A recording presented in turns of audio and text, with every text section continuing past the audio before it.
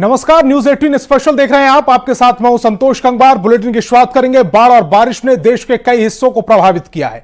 मौसम विभाग ने आज 7 राज्यों में अति बारिश की संभावना जारी की है और इसको लेकर अलर्ट जारी किया है। इसमें अरुणाचल प्रदेश, मेघालय, असम, गोवा, महाराष्ट्र और कर्नाटक शामिल हैं। इसके साथ ही 13 राज्यों में बारिश का ऑरेंज अलर्ट भी जारी किया गया है। मुंबई में मौसम का रेड अलर्ट। स्कूल कॉलेज को बंद रखने का आदेश। कुदरत के भयानक ट्रेलर से सावधान। मौसम ने अपने तेवर दिखाना शुरू कर दिया है।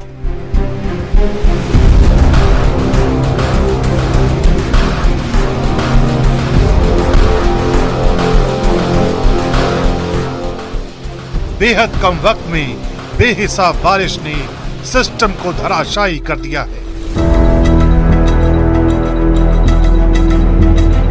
महाराष्ट्र के अलग अलग जिलों में हालात बद से बदतर हो रहे हैं। एक ही दिन की बारिश ने मायानगरी मुंबई की हालत खस्ता कर दी है। दौड़ते भागते शहर पर बारिश ने ऐसा ब्रेक लगाया है कि हर किसी के चेहरे पर आने वाले खतरे की झलक साफ देखी जा सकती है। सांता क्रूज, कोलाबा, बायकुला, माटुंगा, सायन, दहिसर, राम मंदिर और विक्रोली में कुछ ही घंटों के भीतर बारिश ने जबरदस्त नुकसान किया है। महाराष्ट्र के बुलढाणा से आई इन तस्वीरों को देखिए।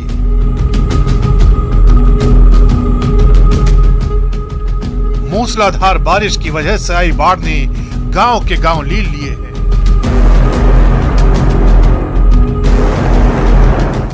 अचानक आई मौसम की साफत की वजह से सैलाब के बीच कई लोग फंस गए।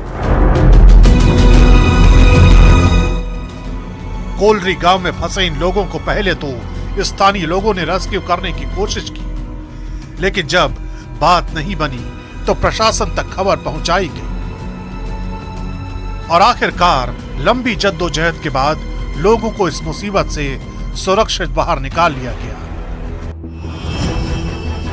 मध्य प्रदेश के बैतूल से भी रोंगटे खड़े कर देने वाली तस्वीरें आई हैं। यहां 2 घंटे की मूसलाधार बारिश की वजह से पहाड़ी नदी में अचानक सैलाब आ गया, जिस वजह से एक महिला उफनती नदी के बीच फंस गई। लेकिन एक शख्स ने उफनती लहरों के बीच न सिर्फ अदम्य साहस दिखाया, बल्कि इस महिला को सैलाब के शिकंजे से सुरक्षित निकाल लिया।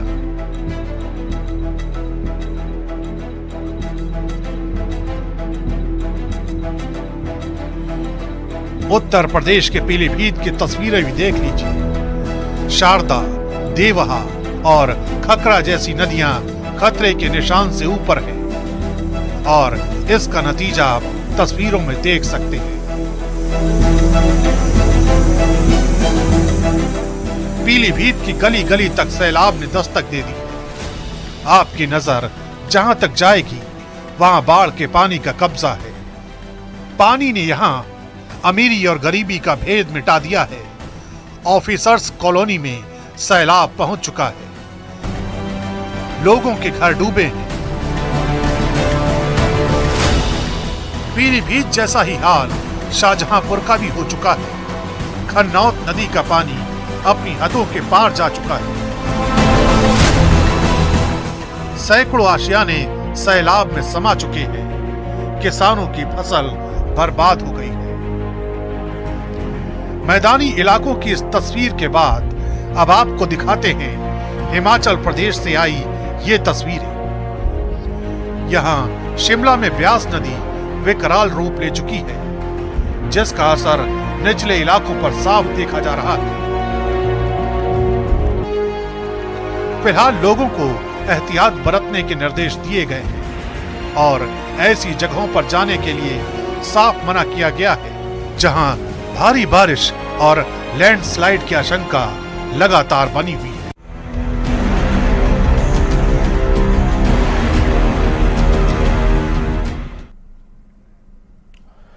और लगातार बारिश के बाद मुजफ्फरपुर में नदियां उफान पर हैं। जिले में बाढ़ का खतरा मंडराने लगा है। कई नदियों का जल स्तर बढ़ने के बाद प्रशासन अलर्ट मोड पर आया है। डीएम ने अधिकारियों के साथ पश्चिमी तटबंधों का निरीक्षण किया और कई जरूरी दिशा निर्देश दिए गए हैं। डीएम ने सभी अधिकारियों को अलर्ट मोड पर रहने को कहा है। निर्देश दे दिया गया है कि बिल्कुल अलर्ट पे रहें, रात को प्रॉपर निगरानी रखें और कहीं भी कोई ऐसी परिस्थिति आती है तो आवश्यक नियमानुसार कार्रवाई करें। नाव का व्यवस्था सर हाँ, नाव सभी जगहों पे है और सभी अंचल अधिकारी को निर्देश दिया गया है कि और अधिक संख्या में नाव की व्यवस्था कर लें, सब रजिस्ट्रेशन करवा लें। और गंडक बैराज में छोड़ा गया पानी वैशाली जिले में भी पहुंच गया है। गंडक नदी के जल स्तर में बढ़ोतरी के बाद एसडीआरएफ की टीम को लालगंज, हाजीपुर और राघोपुर में तैनात किया गया। जिला प्रशासन की तरफ से 10 बोट तैनात किए गए हैं। लालगंज के बसंता घाट पर गंडक नदी खतरे के निशान से थोड़ा ऊपर बह रही है। डीएम यशपाल मीणा पूरे हालात पर खुद नजर बनाए हुए हैं। हमारे पास यहाँ पर टोटल 10 बोट है चालू हालत में, जिसमें 2 बोट राघोपुर अंचल को दिया गया है और 7 जवान है वहाँ पे। सेम वहीं 2 बोट 7 आदमी लालगंज में है। 6 बोट हमारे पास है। 6 बोट में 4 बोट आपको देख रहे हैं ग्राउंड पर लगा हुआ है पानी में। 2 बोट ऑपरेशन के लिहाज से हम रखे हैं ताकि कहीं भी जरूरत पड़े तो वहाँ पर हम जाते हैं। ओवरऑल हमारी जितने मैंने बोटें हैं और आदमी है सब एक्टिव हैं। अब प्रधानमंत्री मोदी रूस के दौरे पर है। रूस में मोदी मोदी की गूंज सुनाई दे रही है। इस दौरान पूरी दुनिया की नजर इस पर है और इस बीच रूस ने प्रधानमंत्री मोदी को अपने सर्वोच्च सम्मान Order of Saint Andrew the Apostle से नवाजा है। इस सम्मान में दुनिया के लिए क्या संदेश छिपा है, आइए जानते हैं।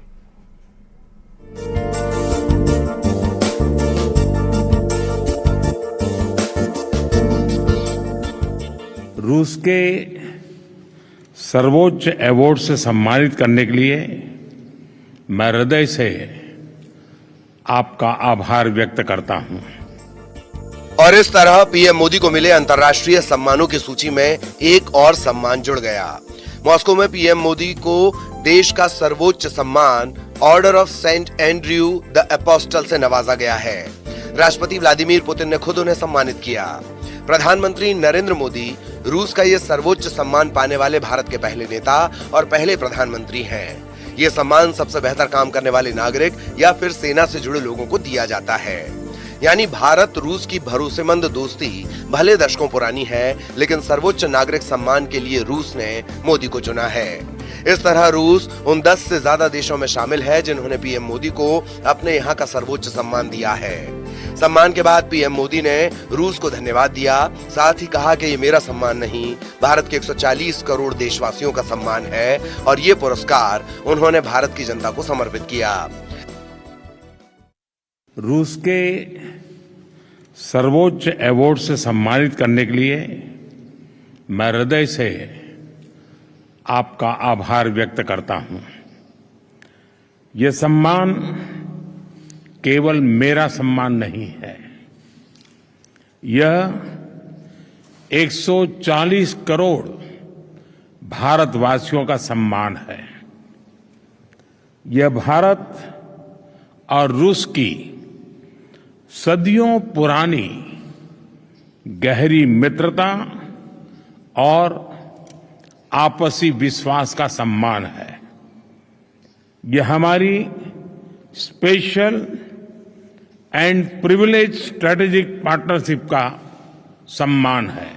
पिछले लगभग 2.5 दशक से आपके नेतृत्व में भारत और रूस के संबंध हर दिशा में मजबूत हुए हैं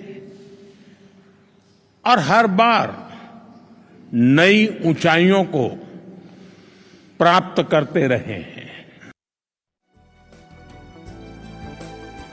पीएम मोदी को मिला ये पुरस्कार इस बात का प्रमाण है कि रूस और भारत के बीच एक खास रणनीतिक साझेदारी विकसित करने और दोनों देशों के बीच संबंधों को नई ऊंचाई तक ले जाने के लिए मोदी ने बेहद महत्वपूर्ण योगदान दिया है। Bureau report, news 18। और जम्मू कश्मीर के कठुआ में आतंकी हमले को लेकर भारत ने कह दिया है कि हम बलिदान का बदला लेकर रहेंगे। कुछ लोग यह भी कह रहे हैं कि पीओके में आतंकी ठिकानों पर अब सर्जिकल स्ट्राइक का वक्त आ गया है। लेकिन आज हमारा यह कहना है कि दुश्मनों को घर में घुसकर मारने से पहले घर के दुश्मनों को पहचानना ज्यादा जरूरी है, क्योंकि घर में छुपे इन दुश्मनों आस्तीन के सांपों की वजह से ही कल कठुआ में हमारे 5 जवानों ने सर्वोच्च बलिदान दिया।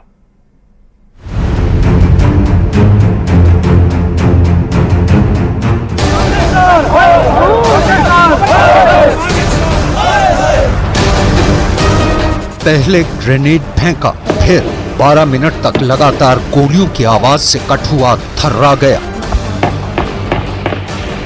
कठुआ में हमला करने वाले कायर आतंकी बस कुछ घंटों के मेहमान हैं। बदले की आग में धधक रहे देश उस खबर की इंतजार में है जब आतंकियों के सीने में हमारे जांबाज बारूद भरेंगे, जब इन आतंकियों की आखिरी चीख पाकिस्तान को दहलाएगी।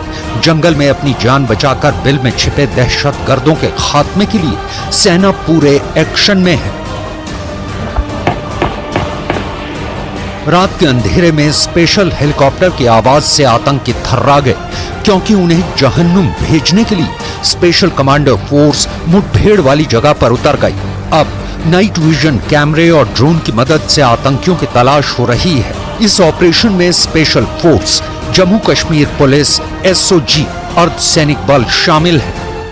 आतंकियों को निस्तेनाबूद करने के लिए सुरक्षा बल किसी भी तरह की कोताही नहीं बरतना चाहते। चप्पा चप्पा इन सुरक्षा बलों की तरफ से खंगाला जा रहा है और सुरक्षा बल इस समय न्यूज़ 18 के कैमरे में आप देखिए किस तरीके से घने जंगलों और ऊंची ऊंची पहाड़ों पर जाकर चप्पा चप्पा जो है वो खंगाला पड़ता है। तस्वीरों में आप देखिए कि किस तरीके से यहाँ पर भारी भरकम हथियारों के से लेस ये सुरक्षा बल जो है यहाँ पर कड़कती धूप में चप्पा चप्पा खंगाल रहे हैं, क्योंकि एक बड़ा आतंकी हमला हुआ है। घात लगाकर आतंकियों ने हमला किया है। 5 जवानों की जान गई है। वो 5 जवान जिन्होंने वर्दी तो पहनी थी अपने देश की रक्षा करने के लिए, जम्मू कश्मीर में ड्यूटी देने के लिए आए। अपने मुछेड़ी इलाके में वो अभी उन्होंने मोर्चा संभालना ही था कि पहले ही रास्ते में आतंकियों ने उनको अपनी गोली का निशाना बनाया। आतंकी हमले में देश ने 5 जवानों को खो दिया है, लेकिन अब बदले की बारी है और उनकी भी तलाश की जा रही है जिन गद्दारों ने आतंकियों की मदद की थी। स्थानीय लोगों के मुताबिक आतंकियों के पास आधुनिक हथियार थे। टिप्पर जहाँ से इधर पहुंचा था आगे, तो गाड़ी को हम अंदर शब्द दे रहे हैं तो एट ए टाइम फायर हुआ, छोटा फिर बड़ा हो गया। तो हमने जो अंदर आदमी 4-5 बैठे, हमने गाड़ी का आर्मी वाले को गाड़ी का टायर पंचर हो गया, क्योंकि गाड़ी तो हमने देखी थी गाड़ी जा रही थी। उसके बाद एट ए टाइम फायरिंग शुरू होगी। इधर फायर चल रहे थे, हमको फायर दिखाई देते थे, हम दुकान से बाहर नहीं निकले। कठुआ आतंकी हमले में जांच के दौरान बड़ा पर्दाफाश हुआ है कि कश्मीर में छिपे देश के गद्दारों ने ही आतंकियों तक पूरी जानकारी मुहैया कराई और इसकी पूरी प्लानिंग हुई पाकिस्तान के बहावलपुर में।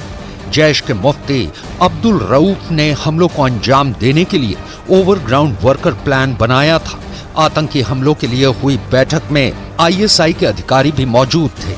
ओवरग्राउंड वर्करों को सुरक्षा बलों के मूवमेंट की जानकारी, हथियारों और बाकी लॉजिस्टिक सपोर्ट का जिम्मा सौंपा गया था।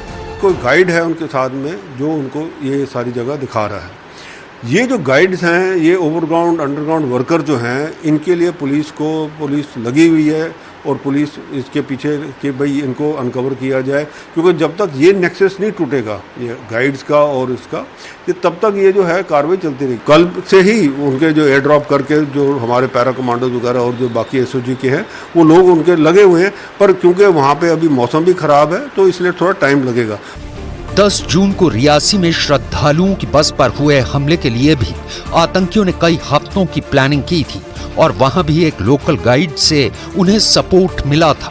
ठीक इसी तरह कठुआ में लोकल सपोर्ट और स्लीपर सेल की मदद से पाकिस्तान में बैठे आतंकियों ने बड़ी साजिश को अंजाम दिया, लेकिन अब सेना ने ठान लिया है कि वो आतंक का खात्मा कर ही दम लेंगे। और मुंबई में रिलायंस इंडस्ट्री के चेयरमैन मुकेश अंबानी के बेटे अनंत अंबानी और राधिका मर्चेंट की 12 जुलाई को शादी होने वाली है। शादी की रस्में भी शुरू हो गई हैं। अनंत अंबानी की प्री वेडिंग सेरेमनी से लेकर हल्दी मेहंदी तक में बॉलीवुड से लेकर हॉलीवुड तक के कई दिग्गज शामिल हो रहे हैं। नीता अंबानी से लेकर ईशा अंबानी, श्लोका अंबानी और यहां तक कि उनकी होने वाली बहू राधिका मर्चेंट भी सभी रस्मों में खूबसूरत अंदाज में नजर आए हैं।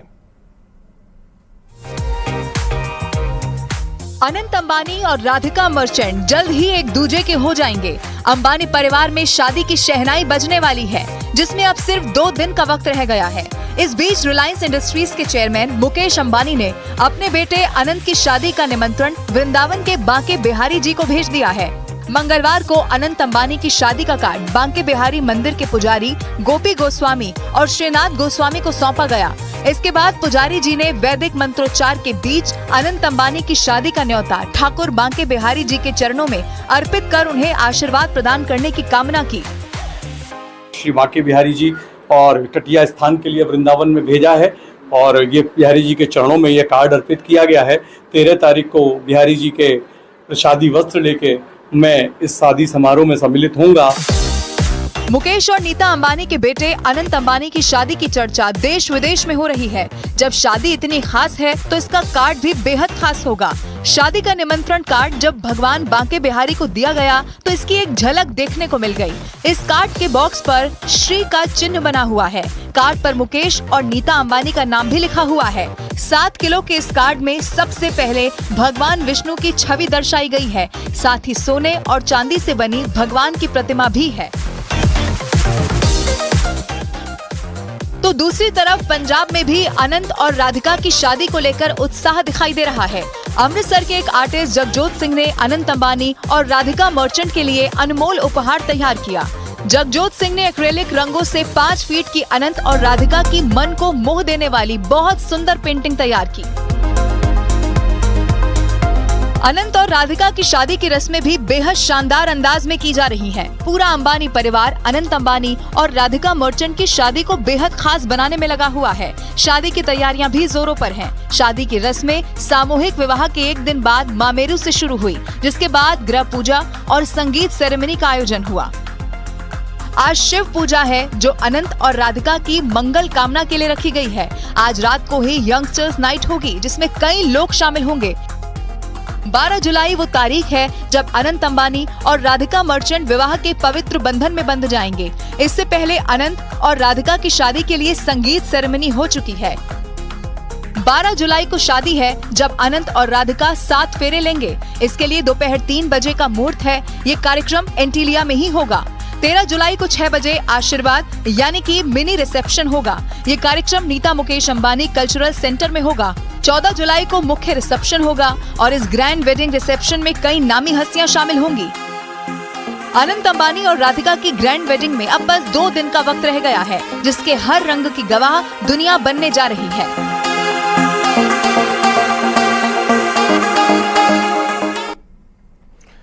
क्या हाथरस में हुई भगदड़ में भगोड़े बाबा सूरजपाल कहीं भी जिम्मेदार नहीं है? 121 लोगों की मौत हो गई, लेकिन बाबा का बाल भी बाका नहीं हुआ। जांच में बाबा को क्लीन चिट मिल गई है। 300 पन्नों की रिपोर्ट में आरोपी बाबा सूरजपाल का कहीं भी जिम्मेदार नहीं ठहराया है। पूरी जिम्मेदारी सत्संग के आयोजकों पर डाल दी गई है। सवाल यही है कि क्या सूरजपाल सच में इतना भोला है या बाबा का रसूख इतना है कि जांच रिपोर्ट में उसका नाम दबा दिया या हटा दिया गया।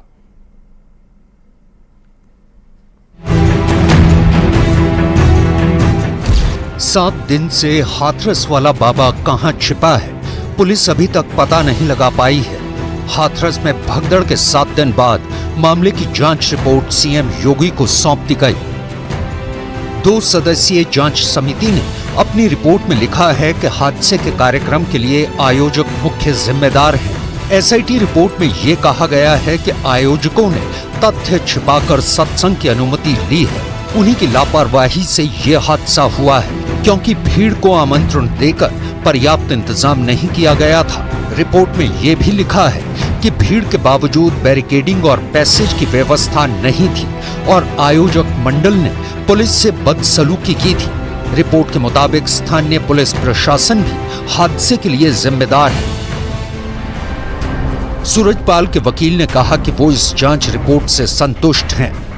इसकी जांच हो रही है पूरी तरह से, और हम अपने जो घटना के समय के प्रत्यक्षदर्शी हैं, इंसिडेंट हुआ, जो इंजर्ड हैं, नारायण साकार हरि के फॉलोअर्स है, मानते हैं, वो पूरी तरह से जांच में भी भाग ले रहे हैं, इन्वेस्टिगेशन में भी भाग लें और जाएं भी। जो भी स्टेटमेंट उनसे पूछा जाए, सच्चाई पूछी जाए, वो सच बताएं जाके। इस रिपोर्ट के आधार पर यूपी सरकार ने बड़ी कार्रवाई की है। सरकार ने हाथरस के सिकंदरा मऊ से एसडीएम और सीओ को निलंबित किया है। इन दोनों अधिकारियों समेत 6 और अफसर निलंबित किए गए हैं। लेकिन सांसद चंद्रशेखर आजाद ने कहा है कि बाबाओं को बचाने के लिए अधिकारियों पर एक्शन लिया जा रहा है। अच्छा लगता है इन बाबा को इसलिए बचाया जा रहा है क्योंकि बहुत सारे बाबा इस काम कर रहे हैं। अगर एक बाबा पे कार्रवाई होगी तो आने वाले कल में दूसरे बाबाओं पे भी कार्रवाई होगी। ऐसे बाबाओं पे और ऐसे जो है लापरवाह अधिकारियों पे सब पे कार्रवाई। बाबाओं के साथ देश चलाओगे तो फिर यही घटना होगी। मैं लोगों से अपील करूंगा कि बचे अंधविश्वास पाखंडवाद से। बाबा सूरजपाल इतने बड़े हादसे से साफ बच निकला हो, लेकिन संत समाज ने उसके खिलाफ मोर्चा खोल दिया है। अखिल भारतीय अखाड़ा परिषद ने सूरजपाल जैसे बाबाओं को फर्जी संत घोषित करने का ऐलान किया है। प्रयागराज के तीर्थ पुरोहितों ने नारायण साकार हरि को पाखंडी बताते हुए जनवरी 2025 में आयोजित होने वाले महाकुंभ मेले में प्रवेश न करने का अल्टीमेटम दिया है। हाथरस भगदड़ मामले में सुप्रीम कोर्ट भी सुनवाई के लिए तैयार हो गया है। इसके लिए कोर्ट में याचिका दी गई है जिसमें हाथरस मामले की स्वतंत्र जांच कराए जाने की मांग की गई है। रायबरेली से सांसद राहुल गांधी अपने संसदीय क्षेत्र के दौरे पर हैं। इस दौरान जगह जगह राहुल गांधी जवाब दो के पोस्टर मिले जिसमें हिंदू मुद्दे को लेकर सवाल उठाए गए। ये पोस्टर किसने लगाए, ये अभी सवाल बना हुआ है। रायबरेली में नेता प्रतिपक्ष राहुल गांधी से सवाल पूछते पोस्टर से सियासत जरूर हाई हो गई है। मुझे ऐसा प्रतीत होता है कि राहुल गांधी जी डरे हुए हैं। माँ से बेटा बात करता है ना, वैसे बात की है। लोकसभा में नेता प्रतिपक्ष राहुल गांधी अपने लोकसभा क्षेत्र रायबरेली पहुंचे। राहुल गांधी के रायबरेली दौरे के विरोध में तमाम हिंदू संगठनों ने पोस्टर लगाए। हिंदुओं को लेकर लोकसभा में दिए राहुल गांधी के बयान पर नाराजगी जाहिर कर रहे हैं। राहुल गांधी जवाब दो के पोस्टर लगाए गए हैं। हिंदू को हिंसक कहने से नाराज लोगों ने ये पोस्टर लगाए हैं। पोस्टर में लिखा है, रायबरेली के हिंदू मतदाताओं ने अपने को हिंसक कहने के लिए आपको वोट नहीं दिया था। राहुल गांधी किस धर्म के हो, जवाब दो। शिव जी कहते हैं डरो मत, डराओ मत, अभय मुद्रा दिखाते हैं, अहिंसा की बात करते हैं, त्रिशूल को जमीन में गाड़ देते हैं, और जो लोग अपने आप को हिंदू कहते हैं वो 24 घंटा हिंसा हिंसा हिंसा, नफरत नफरत नफरत, असत्य सत्य असत्य। कांग्रेस सांसद राहुल गांधी ने सदन में कहा था, जो लोग अपने आप को हिंदू कहते हैं वो 24 घंटे हिंसा और नफरत करते हैं। आप हिंदू हो ही नहीं। इस दौरान प्रधानमंत्री मोदी ने खड़े होकर विरोध जताया था। उन्होंने कहा था, पूरे हिंदू समाज को हिंसक कहना गंभीर विषय है। रायबरेली सांसद राहुल गांधी ने कैप्टन अंशुमान सिंह के परिवार से मुलाकात की। राहुल गांधी से मुलाकात के बाद शहीद की मां ने राहुल की जमकर तारीफ की। उन्होंने कहा, राहुल गांधी से मिलने के बाद लगा कि वो फौजियों को लेकर बहुत गंभीर है। मंच से तो वो बोलते ही रहते हैं शहीदों के लिए, फौज के लिए। आज से जब उन्होंने बात की तो क्या प्रतिक्रिया की राहुल जी? जैसे एक भाई बात करते हैं, एक माँ से बेटा बात करता है ना, वैसे बात की है। इसलिए मैं और भी इमोशनल हुई थी। लग ही नहीं रहा था कि इतने बड़े पर्सन से मैं मिलने आई हूँ। नहीं, फौज को लेकर के उनके मन में क्या होता है ये? फौज के लिए अग्निवीर की बहुत बात करते हैं। हाँ, अग्निवीर के लिए वो बोल रहे हैं एकदम 100%। तो इस बुलेटिन में फिलहाल इतना ही। आप देखते रहिए न्यूज़ 18 बिहार झारखंड।